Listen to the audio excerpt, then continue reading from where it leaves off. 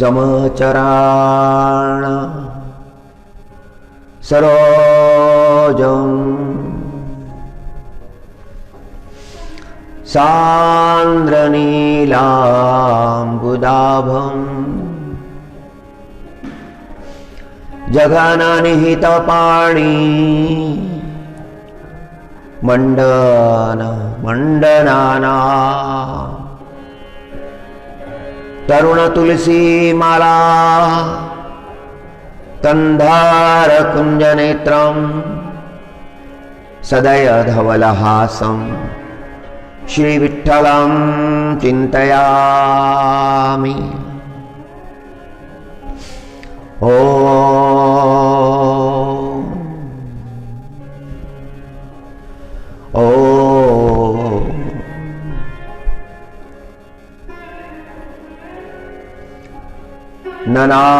ननाकपृष्ठं न च पारमेष्ठं न सार्वभौमं न रसाधिपत्यं न योगसिद्धिर् पुनर्भवं वा समञ्जस्यत्वा विरहय्यकांक्षे। हे परमात्मा, हे पांडुरंगा, हे सकळ सौभाग्य निधी, हे भक्तवत्सला आनंद उदधी, प्रेम स्वरूपा परमावधी भवतारका। सकळ सौभाग्य निधी, भक्तवत्सला आनंद उदधी, प्रेम स्वरूपा परमावधी भवतारका।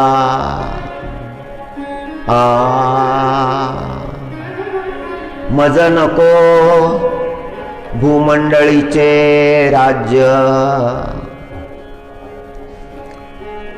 रसातळीचे एक छत्र साम्राज्य, योग सिद्धी अनंत भोग्य मज नको। ननाकपृष्ठं न च पारमेष्ठं न सार्वभौमं न रसाधिपत्यं न योग सिद्धिर् पुनर्भवं वा समञ्जस्यत्वा विरहस्य कांक्षे। फार मधुर प्रार्थना आहे। परमात्म्याला मागणं मागितलेलं आहे। जन्मभर परमार्थ केला, जन्मभर सेवा केली, एक क्षणही त्या परमात्म्याचं विस्मरण झालं नाही। आता कृपेची वेळ झालेली आहे, आता परमात्मा कृपा करणार आहे हे समजलं।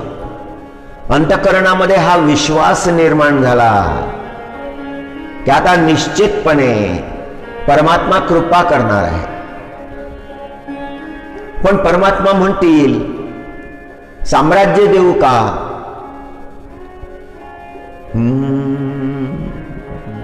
सौभाग्याचा वर्षाव करतील, कारण ते सौभाग्य निधी आहेत, कृपावंत आहेत, आनंदाचे उधदी आहेत, समुद्र आहेत आनंदाचे. प्रेम स्वरूप आहे, प्रेम स्वरूपाची परमावधी आहे, शिखर आहे. आता ते कृपा करणार आहे. आता ते म्हणणार आहेत, तुला हे देऊ का, तुला ते देऊ का, तुला ब्रह्मलोक देऊ का. तर आधीच सांगून टाकलं, मला हे नको, ब्रह्मलोकही नको, ब्रह्मदेवाचं पदही नको. सगळ्या संपदा, ज्यांना जगामध्ये संपदा म्हणतात, त्या संपदा सुद्धा नको.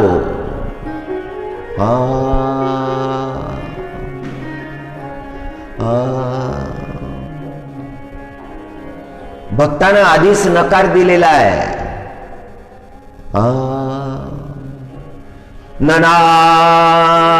ननाकपृष्टं न च पारमेष्टं. फार सुंदर श्लोक आहे, फार गहन श्लोक आहे, फार गंभीरता श्लोकामध्ये प्रगट झालेली आहे.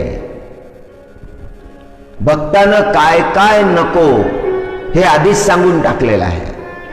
अजून म्हटलं नाही बरं का, अजून परमात्म्यानं म्हटलं नाही की हे देऊ, साम्राज्य देऊ, संपदा देऊ,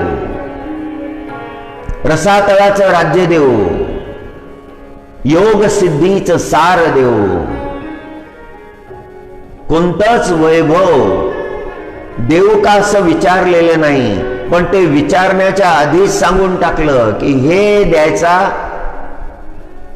विचार करू नका भगवंता, हे नकोच आहे मला.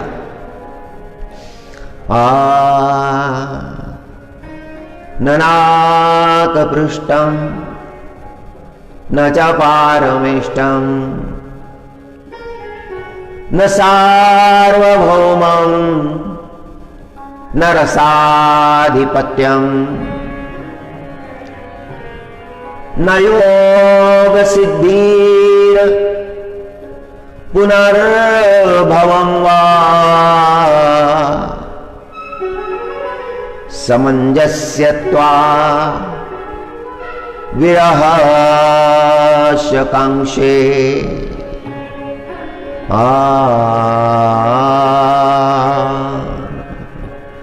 सकळ सौभाग्य निधी भक्तवत्सल आनंद उददी. प्रेम स्वरूपा परमावधी भवतारका.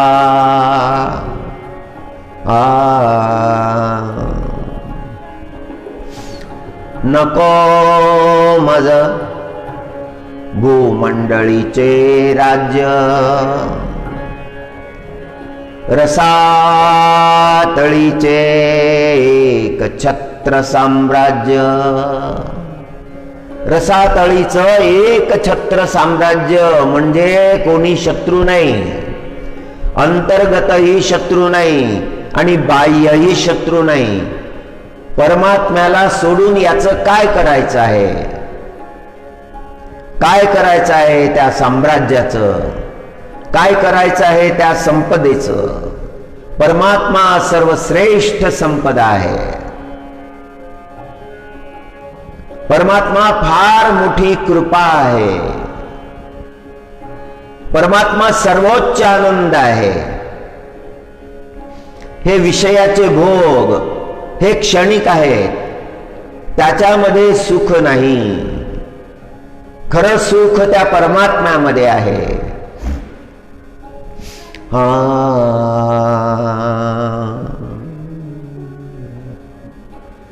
नको मज भूमंडळीचे राज्य, नको मज रसातळीचे एक छत्र साम्राज्य. योग सिद्धीस सार अनंत भोग भोग्य नको माझा. आधीच सांगून टाकलं सगळं. हा भाव जगद्गुरु तुकाराम महाराजांनी वर्णन केला. महाराजांच्या वाणीमध्ये जसा श्लोक आहे तसाच अभंग आहे. परमेष्टीपदा तुच्छ मानिती सर्वदा. ब्रह्मदेवाचं जे पद आहे, परमेष्ठीचं जे पद आहे, त्याला तुच्छ मानतात. परमेष्टीपदा तुच्छ मानिती सर्वदा. हेची ज्याचे धन सदा चिंतन हरीचे. हेची ज्याचे धन चिंतन सदा हरीचे. परमेष्ठीपदा तुच्छ मानिती सर्वदा. हेची ज्याचे धन सदा चिंतन हरीचे. हरी पांडुरंगा हरी पांडुरंगा हरी पांडुरंगा. राजस्थानची मीराबाई त्यांनी सुद्धा म्हटलं, पायोजी मैंने राम रतन धन पायो. पायोजी मैंने राम रतन धन पायो.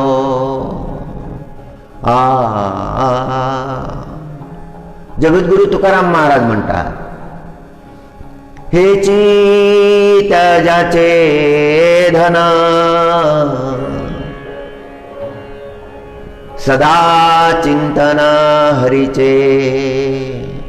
हरी नारायणा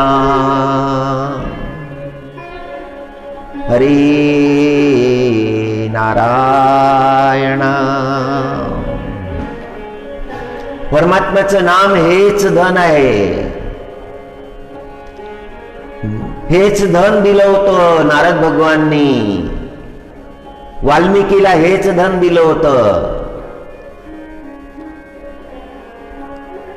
वाल्या म्हणाला होता, धन द्या धन, मला धन पाहिजे. नारद भगवान म्हणाले, जगातलं सर्वश्रेष्ठ धन तुला देतो, जे धन कधीच संपणार नाही, जे धन तुझा उद्धार करेल.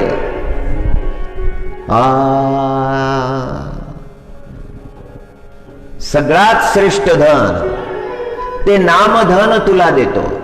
आणि ते नामधन नारद भगवाननी दिलं.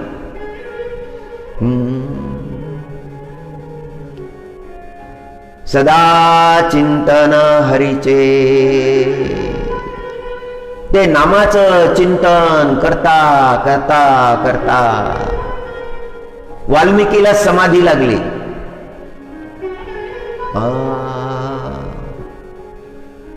उलटा नाम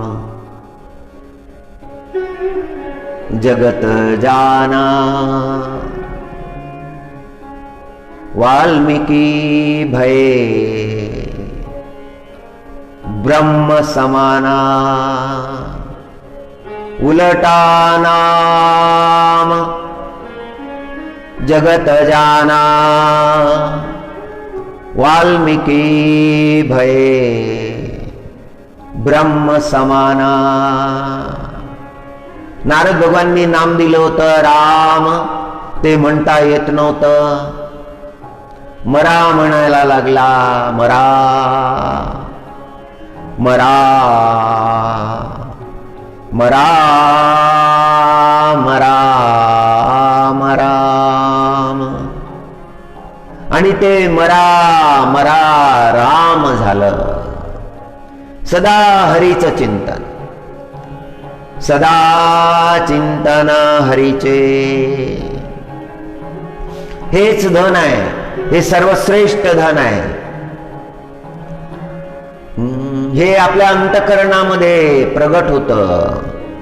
हरीचं नाम घ्यायला सुरुवात केली, चिंतन करायला सुरुवात केली की मग तो परम आनंद प्राप्त होतो. हेची ज्याचे धन सदा चिंतन हरीचे.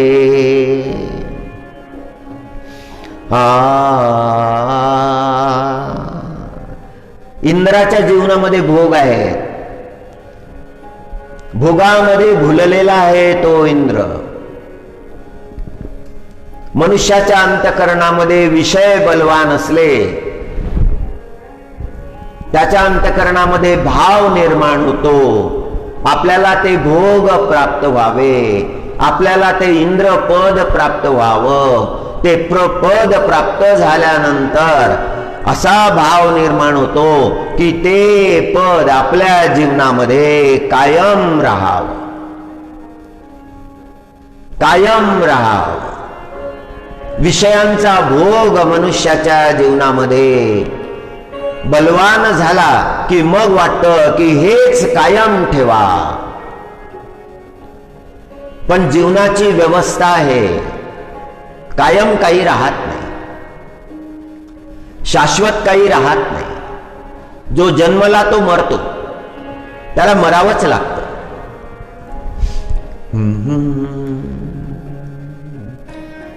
इंद्रपदादिक भोग. महाराज म्हणतात तो भोग नाही, तो रोग आहे. मानसिक रोग आहेत. जसे शरीराचे रोग आहेत तसे मनाचेही रोग आहेत. इंद्रपदादिक भोग, भोग नव्हे तो रोग. आणि कोणता रोग आहे? भवरोग.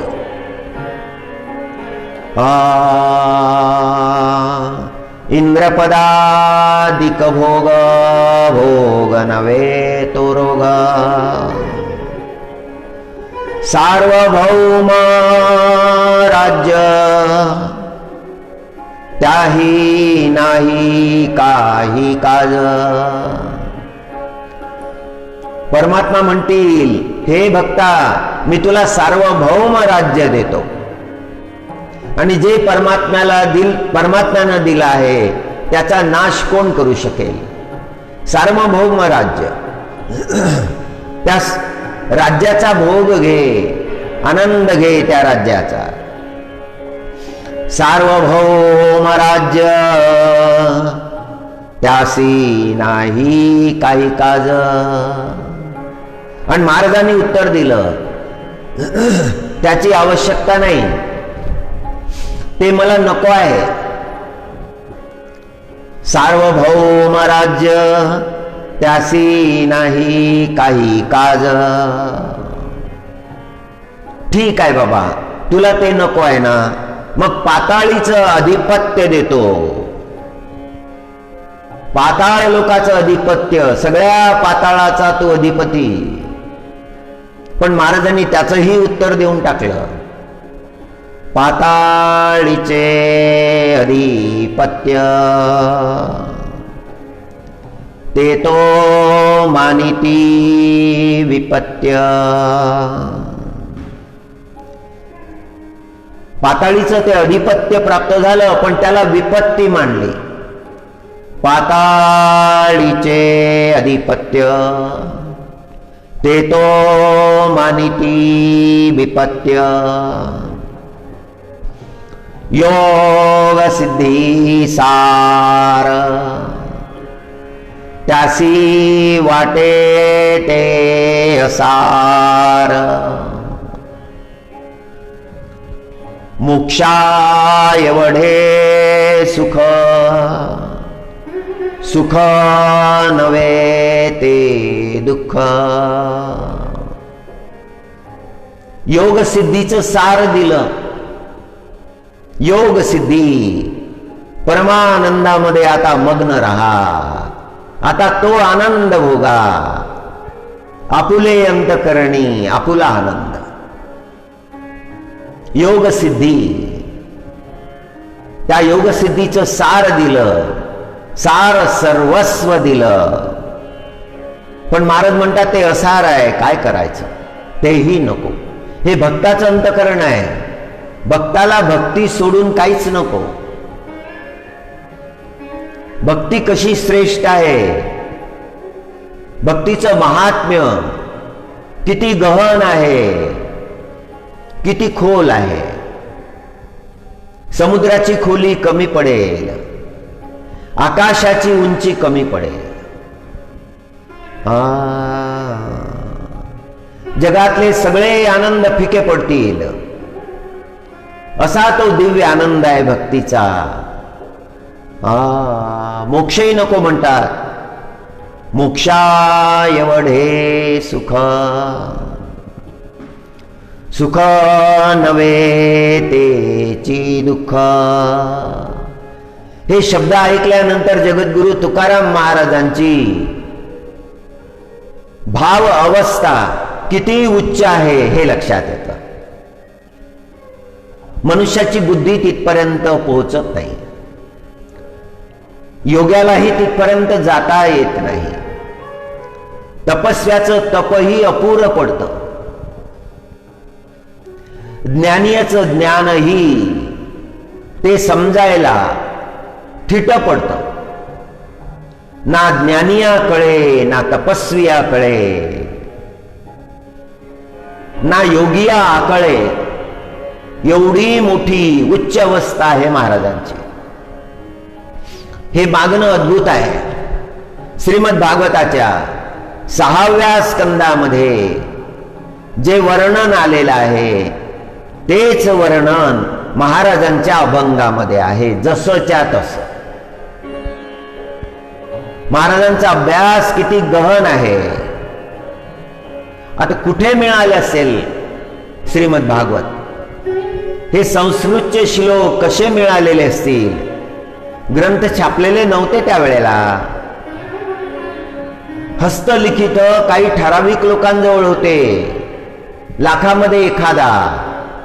महाराजांना ते कसं मिळालं असेल आकलन नाही होत, लक्षात येत नाही. कोणी कोणाला ग्रंथ देत नसे.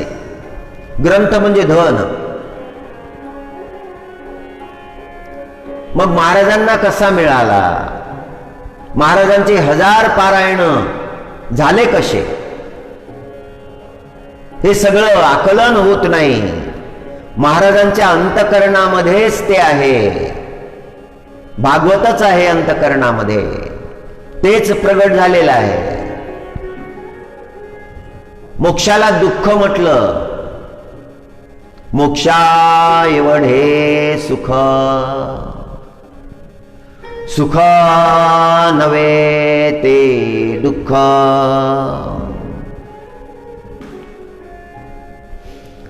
तुका म्हणे हरिविना, तुका म्हणे हरिविना, त्यासी वाटे अवघा क्षीण. हरिविना, परमात्म्याविना जे जे काही प्राप्त झालं हा अवघा क्षीण झाला.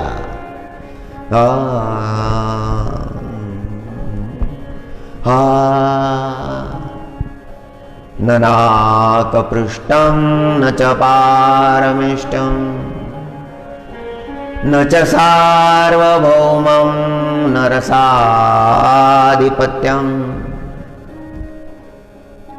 न योग सिद्धीर पुनर्भवं वा समंजस्यत्वा विरहय्य कांक्षे. वृत्रासुरानं केलेली प्रार्थना आहे.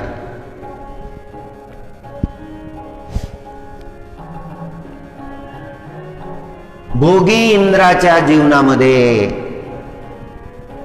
फार भयंकर प्रसंग घडला. गुरुचा अपमान केला. बृहस्पती ऋषी स्वर्ग सोडून गेले. नको हा स्वर्ग. या इंद्रासाठी तपश्चर्या केली, या इंद्रासाठी यज्ञ केले, आणि हा इंद्र श्रेष्ठ केला, शक्ती संपन्न केला. पण या इंद्राच्या जीवनामध्ये दोष निर्माण झाले. त्या गुरुला हा तुच्छ मानायला लागला. नको आता हा इंद्र. निघून गेले. सगळं सहन केल्या जातं जीवनामध्ये, अपमान सहन केला जात नाही.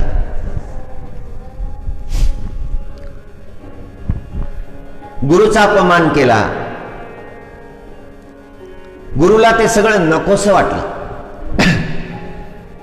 निघून गेले.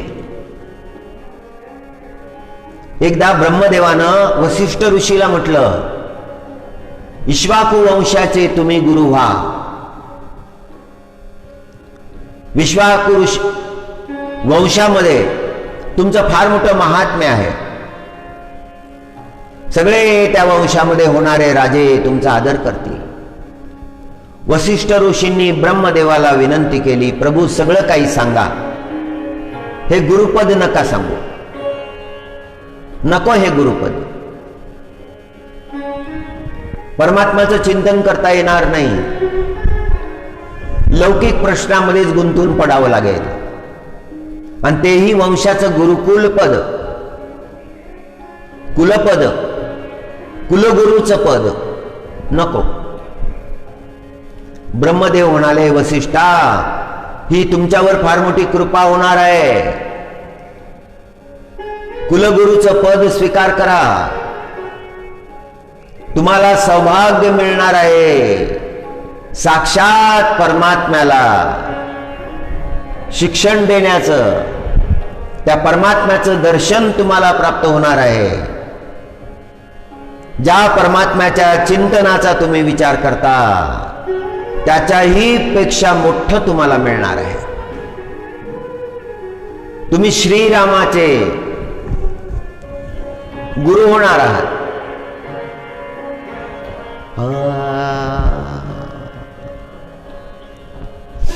तेव्हा रहस्य समजलं ब्रह्माज्ञेचं, आणि वसिष्ठ ऋषींनी मान्य केलं.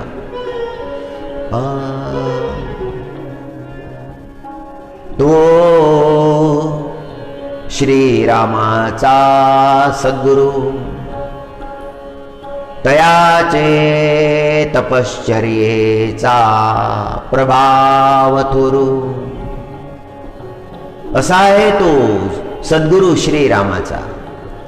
तयाचे तपश्चर्येचा प्रभाव थोरू.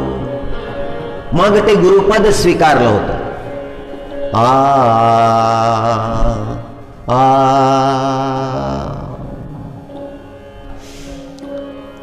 इंद्राचे गुरु होते अंगिरानंदन. अंगिरा ऋषीच्या कुळामध्ये जन्मलेले बृहस्पती. दैत्यांचे गुरु होते भृगु वंशभूषण. भृगु ऋषीच्या वंशामध्ये जन्मले शुक्राचार्य. दोघेही ब्रह्मवेत्ते आहेत. देवांचे गुरु बृहस्पती आणि दैत्यांचे गुरु शुक्राचार्य. दोघेही ब्रह्मविद्ते आहेत, विद्या संपन्न आहेत. पण बृहस्पती आणि शुक्राचार्य यांचे परस्पर मतभेद आहेत. देवांचे गुरु जेव्हा देवांना सोडून गेले, तेव्हा शुक्राचार्यांना हा समाचार कळला. शुक्राचार्यांनी दैत्यांना आज्ञा केली, जा स्वर्गावर आक्रमण करा. देव हे गुरुभक्त नाहीत, दैत्य गुरुभक्त आहेत. आणि दैत्यांनी आक्रमण केलं स्वर्गावर.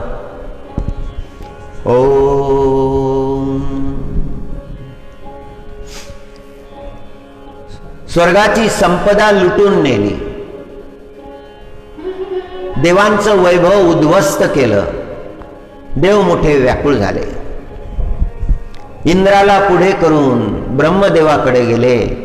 ब्रह्मदेवाच्या चरणी दंडवत केला. त्राहि माम, त्राहि माम, आमचं रक्षण करा, आमचं रक्षण करा, आमचं रक्षण करा. ब्रह्म भगवानांनी सगळा प्रसंग ऐकून घेतला. ब्रह्म भगवानला फार दुःख झालं. इंद्रा, घोर अपराध केला. अरे, ज्या गुरुच्या कृपेनं तुला हे एवढं ऐश्वर्य प्राप्त झालं, त्या गुरुचा अपमान केला. हे घोर कर्म केलं. गुरु प्राप्तीशिवाय तुझं कल्याण नाही. गुरुची फार आवश्यकता आहे. आता असं करा इंद्रा, ताबडतोब जा त्वष्टा ऋषीकडे. त्वष्टा नावाचे ऋषी आहेत. ते सूर्यही आहेत. 12 आदित्यामध्ये त्वष्टा नावाचे सूर्य आहेत. फार प्रखर त्यांची तपश्चर्या आहे. त्या त्वष्टांचे पुत्र आहेत विश्वरूप. विश्वरूपला विनंती करा की देवांचे गुरु तुम्ही व्हा. आणि सगळे देव त्वष्टा ऋषीकडे गेले. त्वष्टा ऋषीला वंदन केलं. त्यांच्या चरणी दंडवत केला आणि त्यांना विश्वरूप मागितले. विश्वरूपाला जेव्हा विनंती केली की तुम्ही आमचे गुरु व्हा, इंद्र जेव्हा असं म्हणाले तेव्हा विश्वरूपनं नकार दिला. नाही, हे ब्रह्मविद्या क्षीण करणारं कार्य आहे. आम्ही कोणाच्या अधीन राहणार नाही.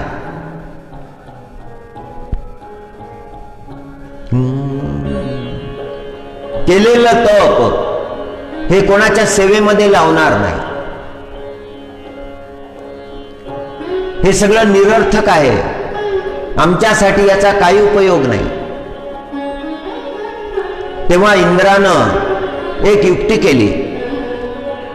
इंद्रदेव म्हणाले की हे विश्वरूपा, आम्ही तुमचे पितर आहोत. आमच्या वंशामध्ये तुमचा जन्म आहे आणि पितर या नात्यानं आम्ही तुम्हाला आज्ञा करतो की तुम्ही देवगुरु पद स्वीकारावं.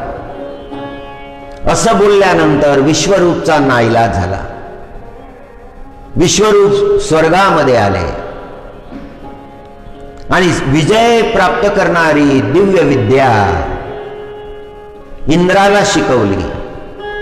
जेव्हा दैत्यांनी आक्रमण केलं,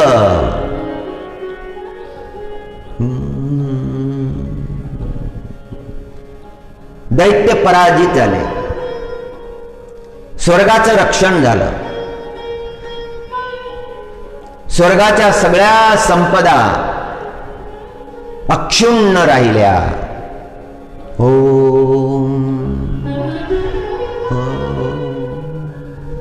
इंद्राला मोठा आनंद झाला. हे गुरु फार श्रेष्ठ आहेत. हे गुरु आपल्या आज्ञेमध्ये वागणारे आहेत. गेले बृहस्पती सोडून हरकत नाही. हे गुरु मिळालेले आहेत. त्याच्या बुद्धीमध्ये हीन भाव आहे. हीन भाव कधी कल्याण करत नाही. हीन भाव अंतकरणामध्ये असला की श्रद्धा निर्माण होत नाही.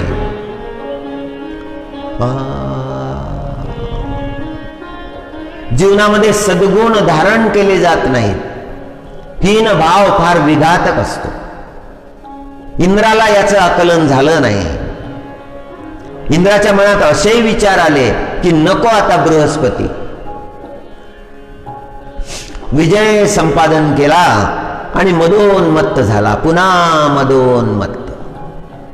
पहिले जे दोष होते ते दोष पुन्हा आले. मनुष्याच्या जीवनामध्ये ते दोष बलवान झाले की काहीही केल्या ते काढल्या जात नाही. मग त्याच घटना पुन्हा पुन्हा होत राहतात. जसं एखाद्या कुत्र्याला तुकडा न टाकावा आणि त्याला हाकलून द्यावं आणि काही वेळानंतर पुन्हा तो कुत्रा हजर. तुकड्यासाठी आलेला आहे, हजर. त्याला काठी मारली, तो निघून गेला, पुन्हा तो आला, तो हजर. तो पुन्हा पुन्हा येत राहतो. त्याची मनोवृत्ती बदलत नाही. जशी त्या कुत्र्याची अवस्था होऊन जाते तशी विषयाधीन जीवाची अवस्था होऊन जाते. विषयाच्या अधीन झालेला जीव त्या विषयाला सोडू शकत नाही.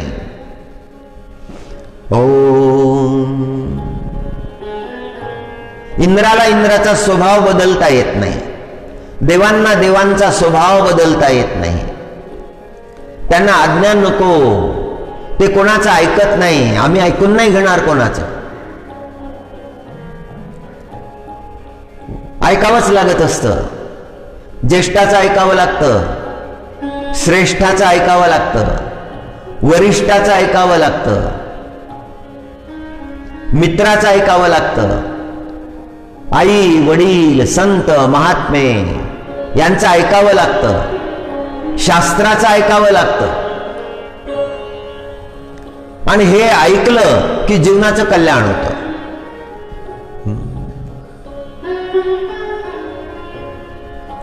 शास्त्रानं जे सांगितलेलं आहे ते ऐकावं आणि शास्त्राच्या त्या वचनापुढे जीवितही तृण मानावं. आपलं जीवनही एखाद्या तृणासारखं मानलं पाहिजे. हे फार मोठं वचन आहे.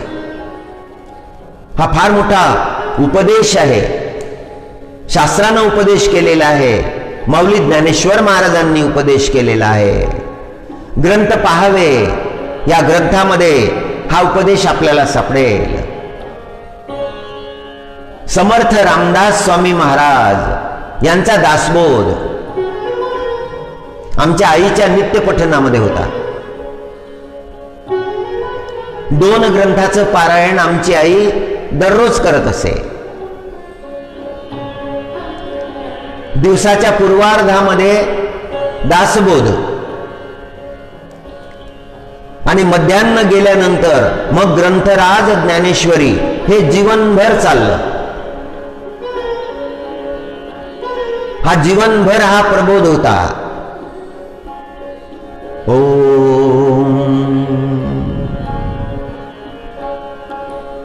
ते पुण्य प्राप्त त्यांनी केलं आणि फळ आम्हाला मिळाले. आमच्या जीवनामध्ये जे उगवलं ही त्यांची कृपा आहे, त्या मातोश्रीची कृपा आहे. त्यांचे पुण्य फळले आणि जे जे जीवनामध्ये प्रगट स्वरूप आहे ते सगळं त्यांच्या कृपेनं आहे. हरी ओम. विश्वरूपानं मान्य केलं. इंद्राला हरवलेली संपदा पुन्हा प्राप्त झाली. पुन्हा उन्मत्त झाला इंद्र. इंद्रानं आज्ञा केली, यज्ञाचं आयोजन करा. यज्ञाचं आयोजन केलं. यज्ञ व्हायला लागला. इंद्रानं आपले गुरु, नवे गुरु विश्वरूप यांना सांगितलं की आता तुम्ही असा यज्ञ करायचा की ज्यामुळे देवांचा उत्कर्ष आणि दैत्यांचा अपकर्ष झाला पाहिजे. देवांना श्रेष्ठ गती मिळाली पाहिजे आणि दैत्यांना अधोगती मिळाली पाहिजे. हा यज्ञ शुद्ध नाही. याच्यामध्ये नाशाचा विचार आलेला आहे. जिथे जिथे नाशाचा विचार आला ते ते सगळं अशुद्ध आहे, ते अमंगल आहे, ते अपवित्र आहे. नाशाचा विचार अंतःकरणामध्ये असला तर ती तपश्चर्या फळत नाही. ते सत्कर्म नाही होत, ते दुष्कर्म होऊन जातं. जरी ते यज्ञ कर्म असलं तरी ते तामसिक यज्ञ कर्म होऊन जातं. त्यामध्ये शुद्ध भाव राहत नाही. आणि असा तो यज्ञ आरंभ झाला. मंत्रोच्चार व्हायला लागला. विश्वरूप मंत्रोच्चार करायला लागले. देवांच्यासाठी प्रार्थना करायला लागले. दैत्यानां रक्ष. एका देवानं ऐकलं. तो देव इंद्राजवळ आला. इंद्रायला म्हणायला लागला, जरा मंत्र ऐका. ओम नारायणाय स्वाहा. इंद्रानं ऐकलं. देवानां उत्कर्ष. देवांचा उत्कर्ष हो. आणि उत्तरार्ध होता दैत्यानां रक्ष. देव कुजबुज करायला लागले. अहो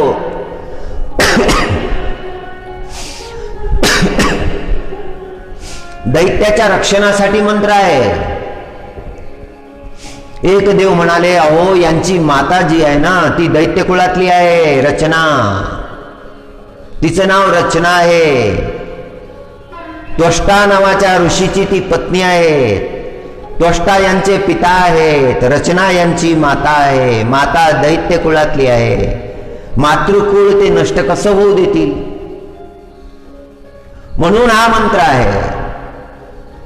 ओम देवानां उत्कर्ष दैत्यानां रक्ष.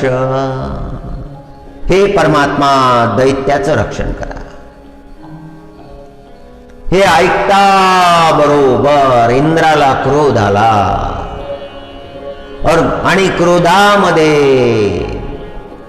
आचरणाचं शास्त्र लक्षात राहिलं नाही. विवेक जाग्यावर राहिला नाही. आणि इंद्रानं विश्वरूपाचं मस्तक उडवून दिलं.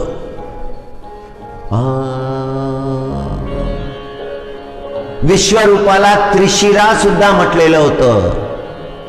3 शिर होते. त्रिशिराचा वध केला. गुरु अपराध घडला. पहिले गुरुचा अपमान आणि आता गुरुची हत्या. इंद्र कलंकित झाला. ती ब्रह्महत्या इंद्राच्या मागे लागली. ओम. इंद्र भटकायला लागला वनामध्ये. मागे ब्रह्महत्या लागलेली आहे.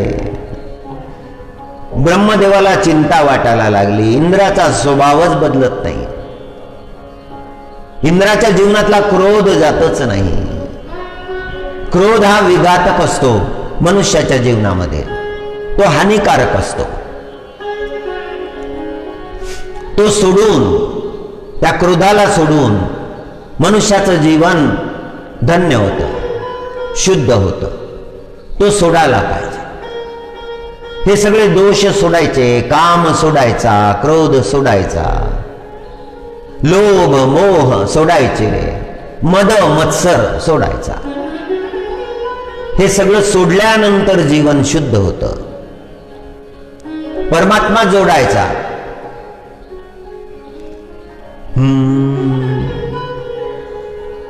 जो तुम तोरो, जो तुम तोरो, जो तुम तोरो राम, मैं नहीं तोरो. हे प्रभू, तुम्ही जरी मला दूर लोटलं तरी मी दूर नाही जाणार. तुम्ही मला तोडून टाकलं तरी मी तुम्हाला नाही सोडणार. जो तुम तोरो राम, मैं नहीं तोरो. हे भगवान, यदि आप मुझे आपसे दूर करना चाहे तो भी मैं दूर नहीं होऊंगा, मैं आपके निकट ही रहूंगा। मैंने आपको अपने अंतकरण में धारण किया है। जो तुम तोरो राम, मैं नहीं तोरो, मैं नहीं तोरो। तुमसे तोरो कवन से जोरो। आपसे विलग होकर फिर मैं किससे जुड़ूंगा? मैं किसी से भी जुड़ना नहीं चाहता। जो तुम तोरो राम, मैं नहीं तोरो। तुमसे तोरो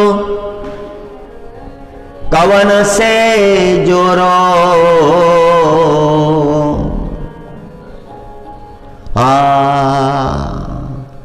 तीरथ बरत न करो अंदेशा। मैं तीर्थ भी नहीं करता हूं, व्रत भी नहीं करता हूं। मुझे किसी दिन का भी पता नहीं है, मुझे ऋतु का ही भी पता नहीं है। काल का क्रम चलते जा रहा है, मुझे कुछ भी पता नहीं है। मुझे तो केवल आपका ही पता है। आपका विस्मरण अंतकरण से मैं कभी भी होने नहीं देता। मैंने अपने आप को आपसे जोड़ लिया है और सारे संसार को अपने आप से तोड़ दिया है। सार को ग्रहण कर लिया है, असार जो है उसका त्याग कर दिया है।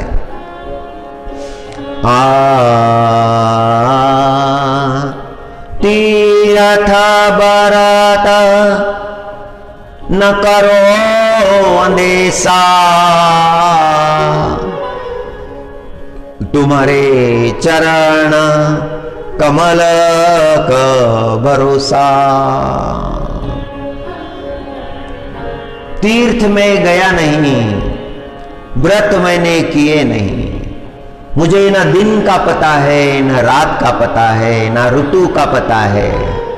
कैसे मेरा जीवन आगे बढ़ रहा है, मुझे कुछ भी खबर नहीं है। आपके भजन में मैं तल्लीन हो गया हूं, आनंदमय हो गया हूं, आनंद स्वरूप हो गया हूं। तीरथ बरत न करो अंदेशा। तुम्हारे चरण कमल का आशा। मेरे जीवन में एक ही आशा है, सदा मैं तुम्हारे चरणों का दर्शन करता रहूं, सदा मैं तुम्हारे चरणों का चिंतन कर रहा हूं। केवल तुम्हारा ही चिंतन करता रहूं, अन्य कोई विचार मेरे अंतकरण में कभी ना आए। मुझे केवल तुम्हारा ही भरोसा है। जहां जहां जाऊं तुम्हारी पूजा। मैं तुम सा देव और न दूजा। जहां जहां जाऊं तुम्हारी पूजा। तुम सा देव और नहीं दूजा। तुम एक ही हो परमात्मा, परमात्मा एक ही है। एकम सत विप्र वदंति बहुधा। सत्य तो एक ही है, परमात्मा तो एक ही है। सारा वही एक परमात्मा सारे संसार में व्याप्त है, हर जगह वो परमात्मा है। एकत्व का अनुभव आ गया, परम तत्व का अनुभव आ गया। इसीलिए कहा तुम सा देव और नहीं दूजा।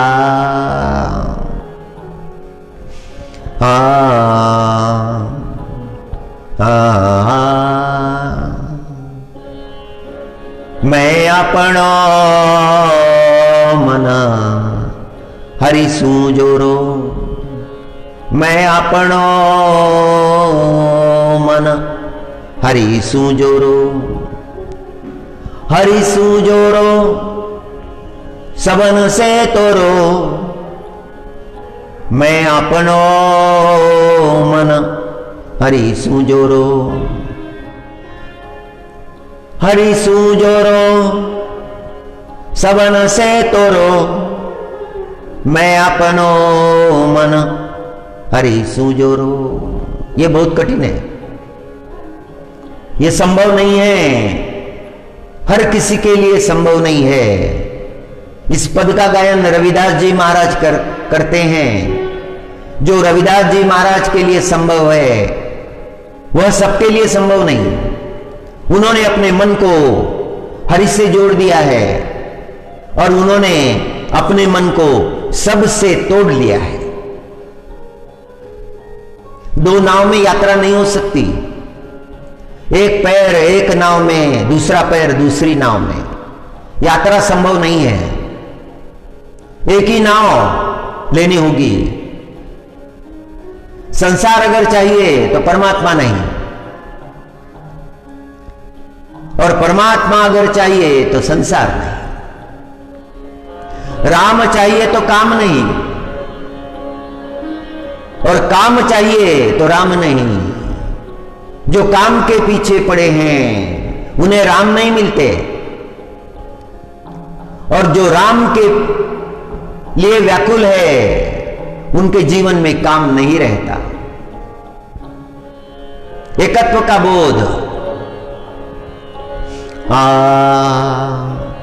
मैं अपनो मन हरि से जोरो, हरि से जोरो सबन से तोरो। मैं अपनो मन हरि से जोरो, हरि से जोरो, हरि से जोरो सबन से तोरो।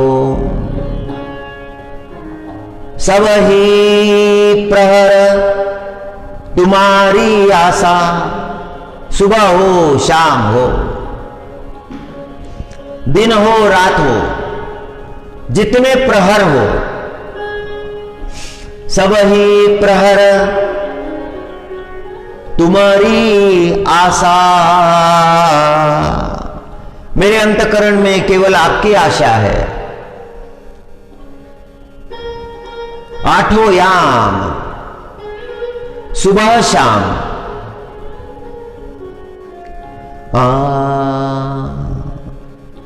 सब ही प्रहर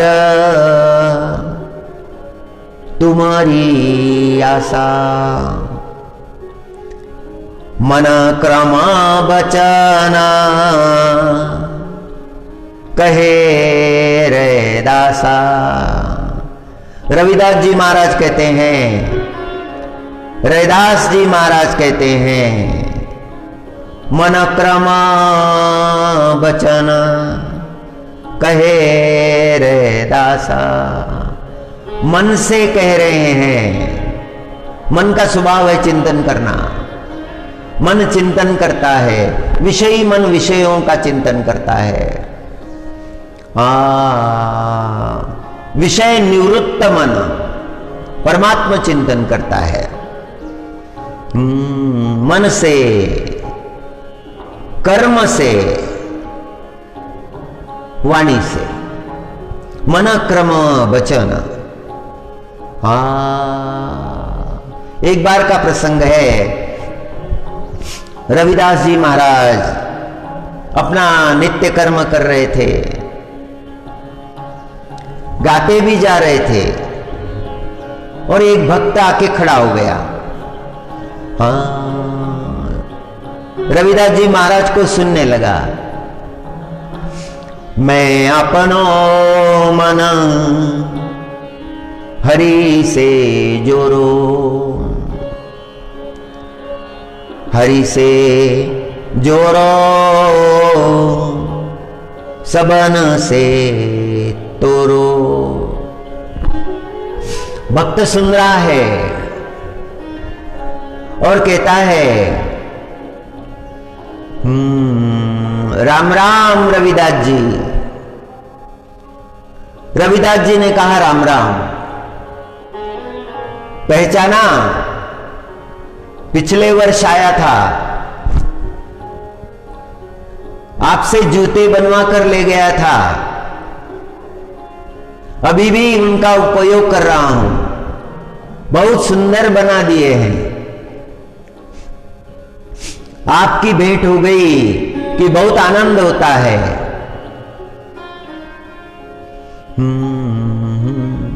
साल में एक बार मिलना जरूर होता है। आज पूर्णिमा है, माघ की पूर्णिमा। हर साल का नियम है, गंगा जी के लिए दर्शन के लिए आता हूं, गंगा स्नान के लिए आता हूं, और हर साल एक सुपारी गंगा जी को अर्पण करता हूं। रविदास जी ने कहा, अच्छा सुपारी अर्पण करते हो, उससे क्या होगा? उसे गंगा मैया की कृपा होगी, और वही आनंद लेकर जाता हूं। रविदास जी कहने लगे रुको ठहरो, और उन्होंने खोज की। एक सुपारी पड़ी हुई थी, उस सुपारी को लिया और भक्त को दिया। आपकी सुपारी भी चढ़ा देना, और उसके बाद में मेरी सुपारी भी चढ़ा देना। भक्त ने वो सुपारी ले ली। हरिओम। भक्त चले गए, गंगा स्नान करने लगे। हर हर गंगे भगवती गंगे, हर हर गंगे भगवती गंगे। स्नान कर रहे हैं, गंगा मैया की प्रार्थना कर रहे हैं, गंगा मैया के चरणों में दंडवत किया है। अंतकरण का भक्ति भाव ये कृति से प्रकट होता है। दंडवत प्रणाम किया, गंगा स्नान किया, और फिर सुपारी अर्पण की।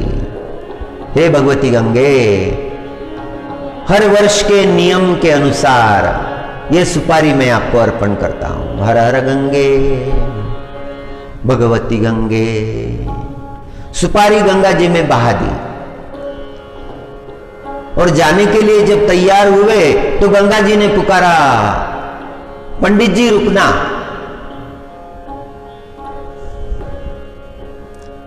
रविदास ने जो सुपारी भेजी है वो कहां है? वो तो देना आप भूल ही गए। पंडित जी सोचने लगे, रविदास जी ने सुपारी दी है, ये गंगा जी को कैसे पता चला? रविदास जी महाराज का अधिकार इतना बड़ा है, प्रभाव इतना बड़ा है। गंगा जी सुपारी मांगने लगी, वो सुपारी देते जाओ। पंडित जी गए, जहां वस्त्र रखे थे वहां पर सुपारी रखी थी। रविदास ने दी हुई सुपारी वो लेकर आए। मन में सोचने लगे, इतने सालों से आ रहा हूं, जीवन भर का ये क्रम है, गंगा जी को सुपारी देते रहे, अर्पण करते रहा हूं, कभी गंगा जी प्रकट नहीं हुई, कभी गंगा जी ने सुपारी स्वीकार की या नहीं की, कुछ समझ में नहीं आया। और आज रविदास ने सुपारी भेजी है। रविदास जी तो गंगा जी के किनारे हैं, वो यहां तक नहीं आए, उन्होंने सुपारी मेरे हाथ भिजवा दी और गंगा जी उसे मांग रही है। यह कैसा प्रभाव है। पंडित जी सुपारी लेकर आए, गंगा जी को सुपारी अर्पण की। गंगा जी ने सुपारी स्वीकार की। रुको पंडित जी। और एक सोने का कंगन जिस पर रत्न जड़े थे, वो कंगन गंगा जी ने निकाला। पंडित जी ये लीजिए रत्न जड़ित कंगन, ये रविदास को दे देना, कहना गंगा ने भेजा है। पंडित जी ने जब वो कंगन लिया तो विचार बदल गए। पंडित जी सोचने लगे, ये कंगन रविदास को देना चाहिए या नहीं, उनको क्या आवश्यकता है। ये कंगन मैं ही रख लेता हूं, घर में पत्नी को दूंगा, पत्नी पहनेगी, पड़ोसी लोग पूछेंगे कंगन कहां से आया। पत्नी के मन में बात नहीं ठहरेगी, वो लोगों को बता देगी कि साक्षात गंगा जी ने पंडित जी को दिया है। पंडितानी बता देगी, सारे प्रदेश में प्रचार हो जाएगा, राजा को खबर मिलेगी, राजा बुलाएगा, कहां है कंगन। राजा को कंगन देना पड़ेगा, राजा कंगन रानी को देगा। क्या करूं, रखूं या नहीं, नाना प्रकार के विचार। पंडित जी जाने लगे। रविदास जी ने पुकारा, पंडित जी हमारी सुपारी गंगा मैया को दे दी। हाँ रविदास जी, आपकी सुपारी गंगा जी को अर्पण कर दी। ठीक है, आगे चलता हूं। पंडित जी आगे निकल गए। मन में विचार आया, यदि ये कंगन राजा को स्वयं जाकर दे दूं, राजा मेरा सम्मान करेगा, बहुत सा पुरस्कार दे देगा, कोई कमी नहीं रहेगी। राज दरबार में गए पंडित जी, राजा से कहा, झूठ बोला। राजा को कंगन अर्पण किया, महाराज ये आपको भेंट। राजा ने कहा, अद्भुत कंगन है, ऐसा कंगन तो कभी देखा नहीं, इतना सुंदर, वो भी सोने का जिस पर रत्न जड़े हैं, ये रत्न भी बहुमोल है। कहां से लाए पंडित जी। पंडित जी ने सारी कथा सुना दी। रविदास जी का महाराज का नाम नहीं लिया, बताया कि साक्षात गंगा जी ने प्रसन्न होकर कंगन दिया है। कई वर्षों से हर वर्ष माघ पूर्णिमा को गंगा स्नान के लिए आता हूं, सुपारी अर्पण करता हूं, उसी का पुरस्कार गंगा जी ने दिया है। राजा चकित हो गए, बहुत सुंदर है।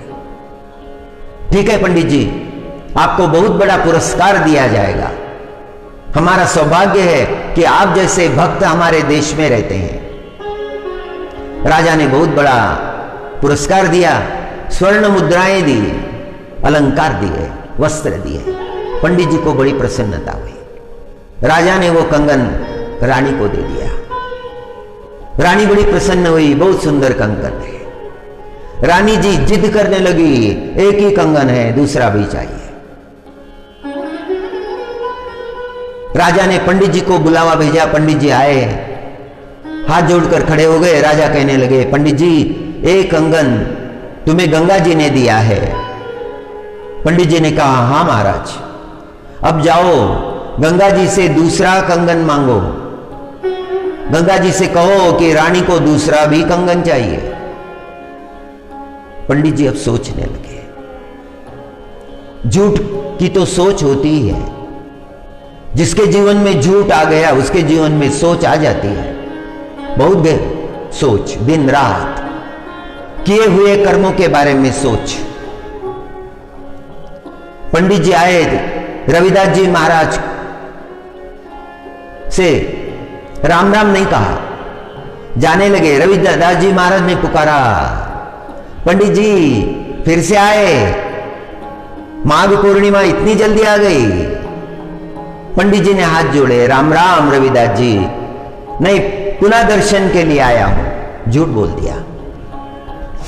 गंगा जी से प्रार्थना करने लगे, गंगा स्नान किया, रोने लगे, अब तो मेरे जीवन पर बहुत बड़ा संकट आया है, मैंने झूठ बोल दिया है। रविदास जी का कंगन उनको नहीं दिया, स्वार्थ आया था मेरे मन में, स्वार्थ के कारण झूठ बोला, अब मेरी क्या गति होगी। गंगा मैया कृपा करो, मुझे दर्शन दो और सोने का कंगन भी दो। गंगा मैया ने दर्शन नहीं दिया, पंडित जी रोते रहे।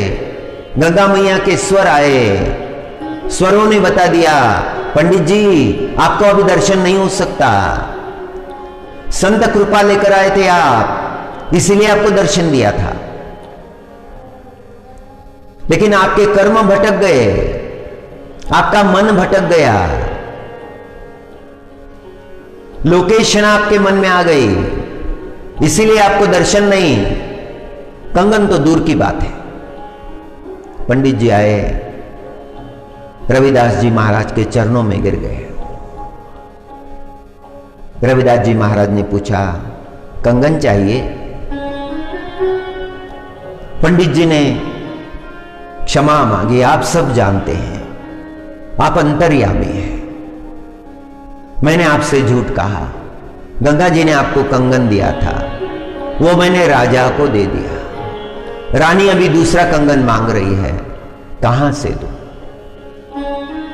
रविदास जी महाराज ने कहा, इतनी सी बात, पहले क्यों नहीं पूछा, पहले ही बता देते, गंगा जी के पास जाने की आवश्यकता क्या थी, मैं तुम्हें दे देता कंगन। और चमड़ा धोने का जो डिब्बा था, जो पात्र था, उसमें हाथ डाला रविदास जी महाराज ने और सोने का कंगन निकाला, जैसा पहले गंगा जी ने दिया था, बिल्कुल वैसा सोने का कंगन है, उस पर रत्न जड़े हुए हैं। पंडित जी ने वो कंगन देखा, आंसू भर आए। पुनश्च रविदास जी महाराज को दंडवत किया और जाकर वो कंगन राजा को दे दिया और राजा को सब सुना दिया। मैं बहुत झूठा आदमी हूं, गलत आदमी हूं। जो कंगन मैंने आपको दिए, पहला कंगन गंगा जी ने रविदास जी महाराज के लिए भेजा था, मैंने रविदास जी महाराज को नहीं दिया। मेरे मन में स्वार्थ के विचार आने लगे, जो वस्तु प्राप्त होने के बाद में हमारे विचारों में परिवर्तन होवे, वो उन्नति का मार्ग नहीं है, वो अधोगति का मार्ग है, उसके परिणाम जरूर होंगे।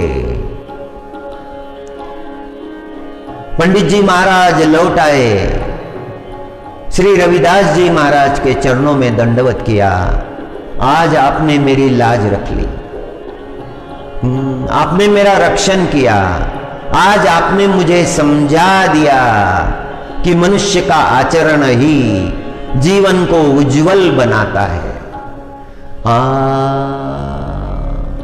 परमात्मा की भक्ति श्रेष्ठ है, परमात्मा की भक्ति जीवन का उद्धार करती है। संत कभी पदार्थ नहीं मांगते, साम्राज्य भी नहीं मांगते, संपदा भी नहीं मांगते, ऐश्वर्य भी नहीं मांगते। हरि हरि हरि। मैं अपनो मन हरि से जोरो,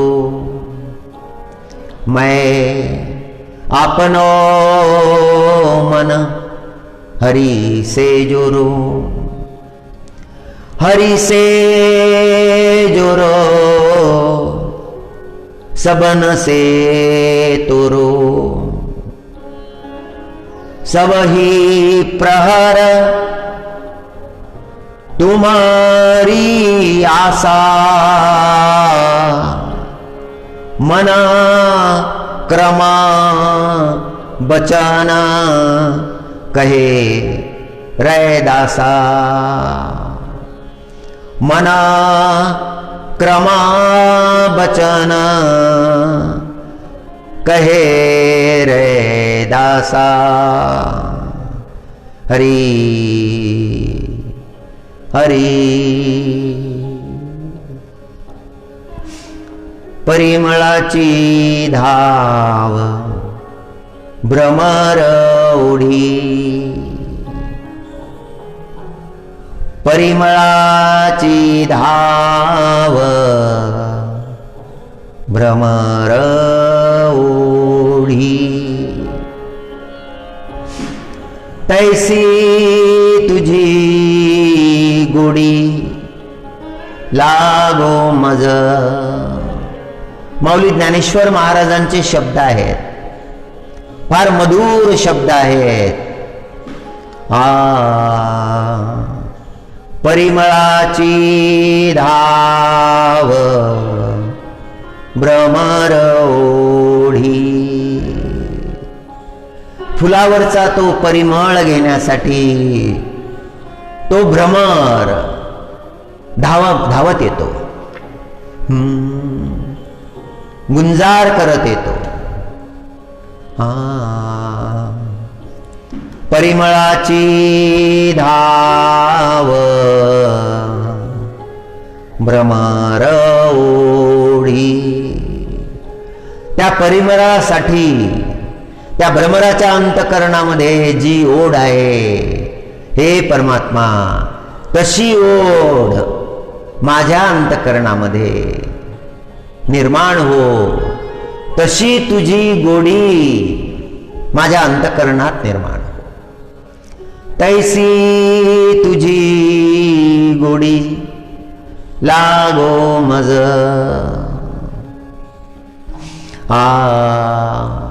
ज्यांना हा आनंद प्राप्त झाला, त्या परमतत्वाचा आनंद प्राप्त झाला, त्या परमात्म्याचा आनंद प्राप्त झाला, मग त्यांना दुसरं काही आवडत नाही. अवीट गे माय विटेना, अवीट गे माय विटेना. जवळची आहे परी भेटेना. जवळच आहे पण भेटत नाही. अवीट गे माय विटेना, जवळीच आहे परी भेटेना. सूतजी महाराजांनी शौनक ऋषीला सांगितलं होतं, हे शौनका, सकाळी सिद्ध केलेलं भोजन संध्याकाळपर्यंत विटून जातं, त्याचा स्वाद बदलून जातो. आणि ज्या अन्नावर या शरीराचं पोषण केलेलं आहे, पोषण झालेलं आहे, मग त्या शरीरामध्ये निर्माण होणारे भाव भावना ह्या अवीट कशा असतील? हे सगळं बदलत जाणार आहे, विटून जाणार आहे. या जीवनाचा कंटाळा येतो शेवटी शेवटी. तेच तेच तेच तेच तेच तेच आनंद देत नाही. शेवटच्या काळामध्ये हे नको वाटतं, नको हे जीवन. काही प्राप्त झालेलं नाही, आनंद प्राप्तच झाला नाही. ज्याला आनंद समजलं होतं तो आनंदच नव्हता, ते दुःखाचंच कोठार होतं. तो भासला होता आनंद, पण तो आनंदच नव्हता. आणि त्या भासलेल्या आनंदा मला आनंद समजून सगळं जीवन गमावलं. एवढं झालं की झालं, एवढं केलं की झालं, एवढं मात्र करायचं आहे, नंतर सुटायचं आहे. ती वेळ येतच नाही. तो पसारा वाढतच जातो, एवढा वाढत जातो की परत फिरणं कठीण आहे. ती गोडी निर्माण होतच नाही. पांडुरंगाची गोडी निर्माण होतच नाही. पंढरपूरला गेलं, आषाढी वारीला गेलं, पांडुरंगाचं दर्शन घेतलं, संत महात्म्यांचं दर्शन घेतलं, चंद्रभागेचं स्नान केलं, पुंडलिकाचं दर्शन घेतलं, आषाढीच्या सोहळ्याचा आनंद घेतला, पंढरपुराकडे पाठ फिरवली, झालं सगळं, गेलं सगळं. आता संसार दिसायला लागला, आता घर दिसायला लागलं. वर्षभर त्या घरामध्ये, वर्षभर त्या घरासाठी काबाड कष्ट, खरं खोट, पाप पुण्य, पाठ फिरली पांडुरंगाकडे आणि सगळं अमंगल उगवलं. इतकं अमंगल उगवलं, दृष्टी व्यापून टाकली, भरून गेली दृष्टी, पडला विसर परमात्म्याचा. जो आनंद दिसला, जो आनंद भासला तो क्षणिक होता. संसाराचा आनंद, भोगाचा आनंद.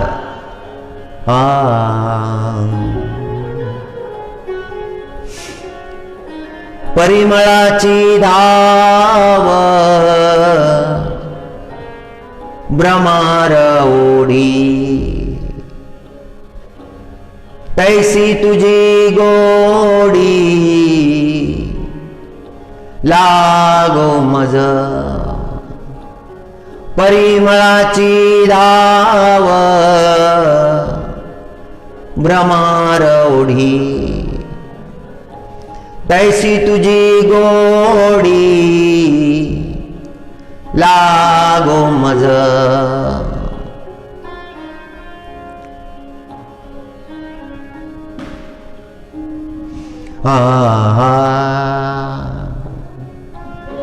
हरि शरणं,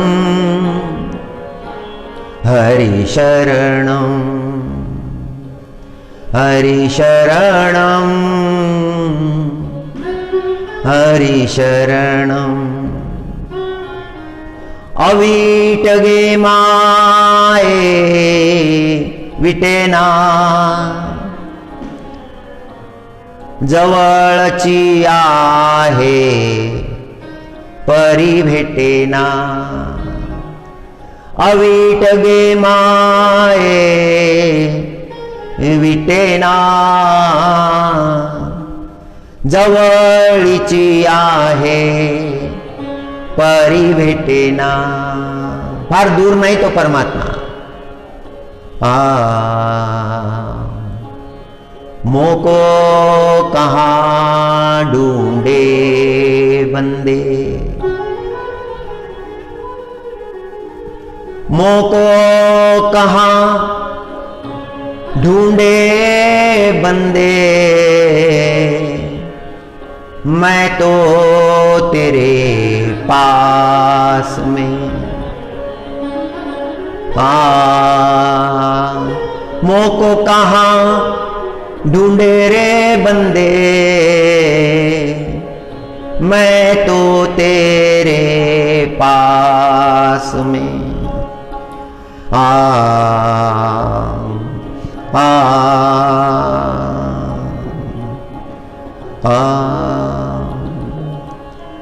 अविटगे माये विटेना, जवळची जवळची आहे परी भेटेना. तृषा लागलिया जीवनात एवढी, तृषा लागलिया जीवनात एवढी, तैसी तुझी गोडी लागो या जीवा. माऊली ज्ञानेश्वर महाराज म्हणतात, तहान लागल्यानंतर जीव त्या जलाला ओढायला सुरुवात करतो, त्या जलाकडे धाव घेतो आणि ते जल प्राशन केल्यानंतर तृप्ती मिळते. तृषा लागलिया जीवनात एवढी, मला तृषा लागलेली आहे जलाची नाही, तुझ्या दर्शनाची, पांडुरंगाच्या दर्शनाची.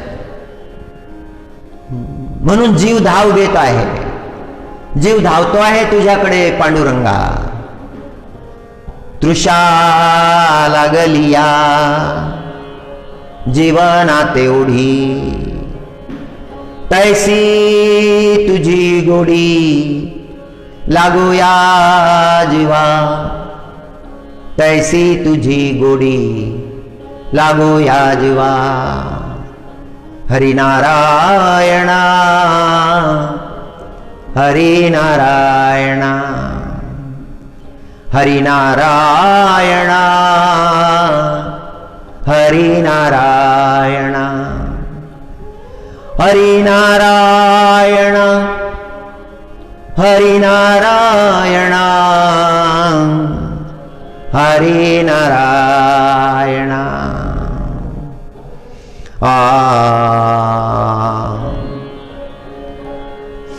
बाप रखुमा देवीवरा, बाप रखुमा देवीवरा, बाप रखुमा देवीवरा. विठ्ठली आवडी, बाप रखुमा देवीवरा, विठ्ठली आवडी. गोडीयसी गोडी मिळून गेली, गोडीयसी गोडी मिळून गेली. आ आ हरी हरी ननाक पृष्ठं न च पारमेष्टं न सार्वभौमं न रसाधिपत्यं न योग सिद्धिर पुनर्भवं वा. समंजस्यत्वा विरहैयकांक्षे, समंजस्यत्वा विरहैयकांक्षे.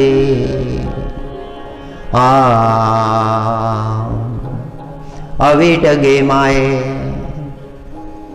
विटेना, जवळीच आहे परी भेटेना. हरी गोविंदा हरी गोविंदा हरी गोविंदा हरी गोविंदा हरी गोविंदा.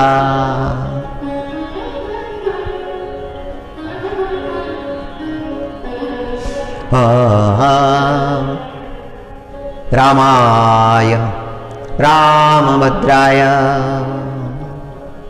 रामाय रामभद्राय, रामचंद्राय वेधसे. रघुनाथाय रघुनाथाय नाथाय, सीताया पतये नमः, सीताया पतये नमः. हरि गोविंद हरि गोविंद हरि गोविंद हरि गोविंद. ब्रह्ममुहूर्तामध्ये दररोज आपण भगवंताचं चिंतन करत असतो, संत वचनामृताचं चिंतन करत असतो. काल एका भक्ताकडून समाचार मिळाला की दररोज काही भक्त मंडळी एकत्र येऊन प्रवचनाचं श्रवण करत असतात. ती लिंक ते त्या टीव्हीला जोडून देतात आणि सगळी वयोवृद्ध मंडळी जे नेहमी प्रवचनाचं श्रवण करीत आलेले आहेत ते एकत्र बसून सगळे श्रवण करतात. एकत्र बसून श्रवण करण्याचा आनंद फार वेगळा आहे.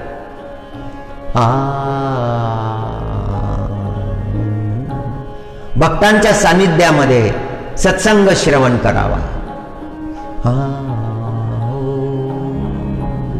परमात्मा सगळ्यांचं कल्याण करो. ओम नमो नारायण.